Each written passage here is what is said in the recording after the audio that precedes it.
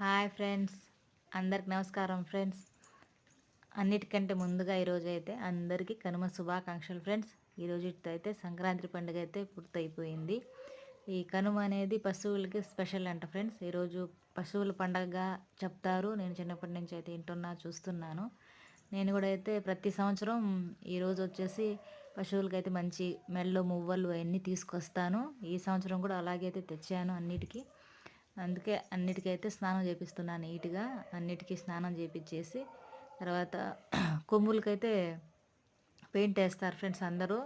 ఏదో ఈ క్లైమేట్ వల్ల, వాతావరణం వల్ల ఏదో కొమ్ముల దగ్గర ఏదో పురుగు వచ్చి ఏదో హెల్త్ ప్రాబ్లం వస్తుందంట వాటికి. అట్లా రాకుండా ఉంటాయంట వాటికి అట్లా కొమ్ముల దగ్గర పెయింట్ వేయడం వల్ల ఫ్రెండ్స్. అందువల్ల అయితే నేను వీటన్నిటికైతే స్నానం చేయించి దండలేసి కొమ్ములకైతే పెయింట్ వేస్తూ ఉన్నాను ఫ్రెండ్స్. చూడండి, ఈ పండుగకు కారణం ఉందంట ఫ్రెండ్స్. పూర్వకాలంలో శ్రీకృష్ణ పరమాత్ముడు ఉన్న కాలంలో ఆయనకి ఫస్ట్ నుంచి పశువులు అంటే చాలా ఇష్టం ఫ్రెండ్స్.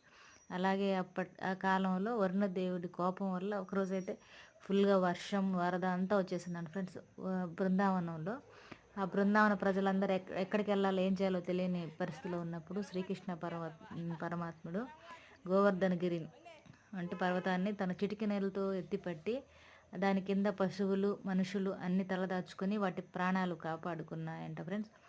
ఇంకా అప్పటి నుంచి ఆయనకుండే పశువుల మీద ప్రేమ వల్ల ఏమో ఆయన ఆ రోజు ఆ పర్వతాన్ని, పశువుల్ని ఆయన పూజించారంట. అప్పటి నుంచి ప్రతి సంవత్సరం అయితే అలాగే పశువుల్ని బాగా మంచిగా చూడాలా, పూజించాలా అని చెప్పేసి ఆయన పెట్టారంట. కాబట్టి ఆ రోజుని కనుమగా చేసుకుంటారని చెప్పేసి నాకైతే తెలిసింది ఫ్రెండ్స్. కానీ మీకు దీని గురించి ఏం తెలుసో కామెంట్లో మీరు కూడా నాకు చెప్పండి.